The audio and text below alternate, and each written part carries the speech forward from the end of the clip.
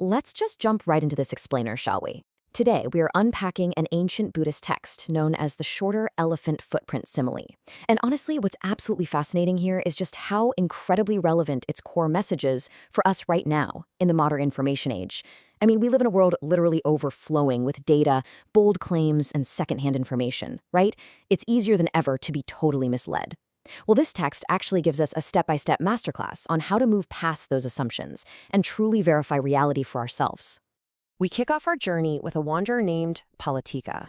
Now, Pilotika is a guy who is absolutely convinced of a profound reality based entirely on circumstantial evidence.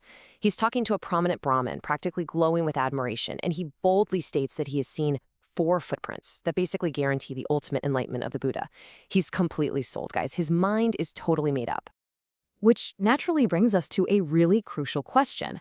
And it's one perfectly tailored for our era of endless social media claims and deepfakes. Can we actually trust what we deduce from external signs? Is seeing the footprints enough to definitively prove what made them, or is that just fundamentally flawed logic? Are we, just like Pilotika, jumping to massive conclusions based on a few compelling pieces of indirect evidence? To figure this out, we're going to follow the detective's journey laid out in the text. We'll cover the elephant footprint simile, Pilotika's hasty conclusion, the elephant doctor's wisdom, the steps to verify truth, the Tathagata's footprints, and finally, realizing the truth. Up first, Section 1, the elephant footprint simile, and 2 approaches to reality. Let's see how the text brilliantly contrasts 2 very different ways of evaluating what's real, pitting the enthusiastic observer against the rigorous investigator. Notice the stark contrast here. On the left, look at Pilotika's criteria for truth. For him, seeing someone win an intellectual debate or convert a famous scholar, boom, absolute proof of their ultimate wisdom. It's entirely external. It's secondary. But on the right, we have the text's core teaching, the standard set by the Buddha. True understanding absolutely requires direct, personal, internal experience. You can't just borrow someone else's realization, and you definitely can't deduce it just because somebody happens to be really good at arguing. Moving into Section 2, Pilotika's hasty conclusion and the danger of the 4 footprints. To really understand why circumstantial evidence is so dangerous, we need to look closely at what convinced Pilotika so easily in the first place. So what were these literal footprints? Well, Pilotika explains that he watched brilliant, highly trained scholars from all 4 classes of society, royals, Brahmins, wealthy householders, and other ascetics. These were people who would intentionally prep these incredibly difficult, trap-like questions. But when they actually met the Buddha, they were left completely speechless, totally inspired, and they immediately converted. Some even joined his order and achieved greatness themselves. Pilotika saw these grand events as massive footprints, guaranteeing enlightenment. And hey, it sounds pretty compelling, right? If the smartest people in the room are convinced, it must be true. But as we're about to see, this is a seriously dangerous trap. This brings us to Section 3, the elephant doctor's wisdom and the tracker's metaphor. When the Buddha hears about Pilotika's logic, he immediately challenges this blind faith with an extended metaphor about a clever master woodsman tracking an elephant in a dense forest. And this perfectly illustrates the danger of jumping to conclusions. Picture this: a wise tracker goes into the forest and spots a massive footprint. Does he immediately yell, "Ah, a great bull elephant"? Nope, because he knows that dwarf female elephants also have surprisingly large feet. So he follows the trail. He sees rub marks high up on a tree. Does he conclude now? Still no, because tall female elephants exist too. He sees tusk marks high up. No way, still not enough proof. There's another specific type of female elephant with tusks that could have made those. A truly expert tracker suspends his judgment entirely until step 4, when he walks into a clearing and literally sees the great bull elephant standing or walking right in front of him. Only then does he make his conclusion. So how do we actually apply this?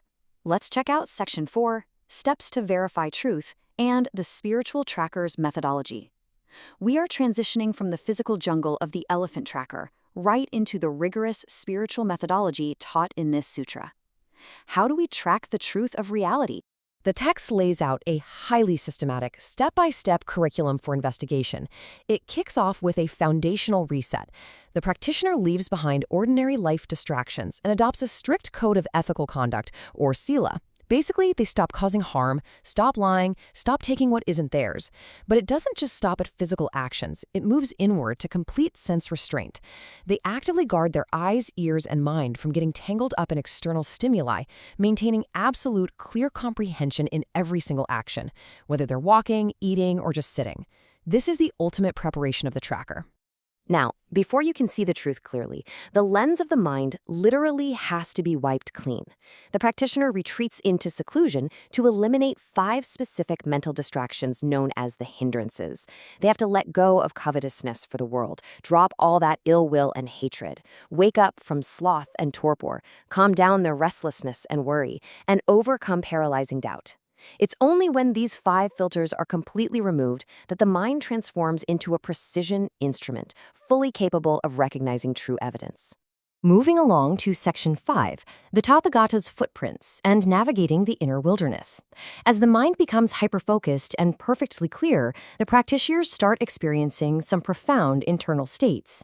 These internal states are the actual spiritual footprints on the path. The practitioner enters 4 successive stages of intense meditation, called the jhanas. First, they experience joy from seclusion, which then deepens into a profound inner unification where active thinking just stops entirely.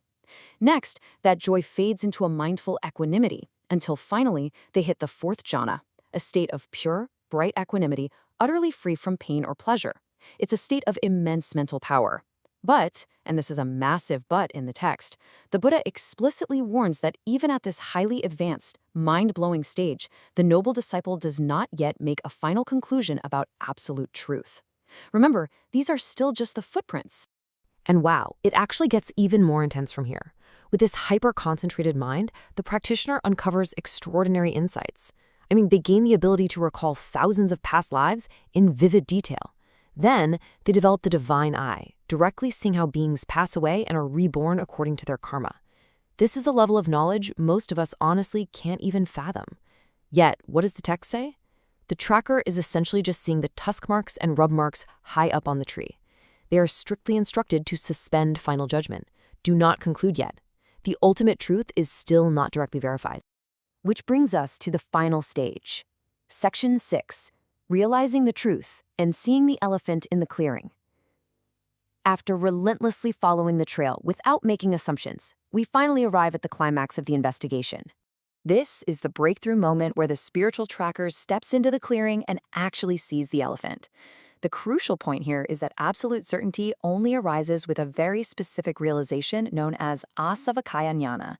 Don't worry too much about the big word. What it essentially means is the direct, unfiltered knowledge that all of your deep-seated mental blind spots and worldly desires have been permanently destroyed. It's the real-time, undeniable realization of the truth happening right within your own mind. It's not something somebody told you. It's something you are witnessing just as undeniably as seeing an elephant standing 10 feet away. At this exact moment, the text states beautifully, "The mind is liberated." Only now does the disciple conclude, the teachings are perfectly true. They know for a fact that the task is entirely complete. It is only at this point of personal, unshakable liberation that the rigorous investigation ends. Now and only now can the practitioner definitively state that the truth has been found, not because they won a debate, not because they spotted a giant footprint, but because of direct, unfiltered sight. This ancient, profound text leaves us with such an incredibly relevant challenge for our modern lives. Every single day, we're bombarded by footprints, news headlines, influencer claims, viral videos, compelling arguments. So the shorter elephant footprint simile asks us, are we acting like Pilotika, just stopping at superficial footprints and jumping to hasty conclusions? Or are we going to be like the master tracker, suspending our judgment, maintaining our clarity, and rigorously investigating reality until we verify the absolute truth directly for ourselves? It's an absolutely powerful methodology to take with you out into the world. Keep tracking, and don't stop until you actually see the elephant.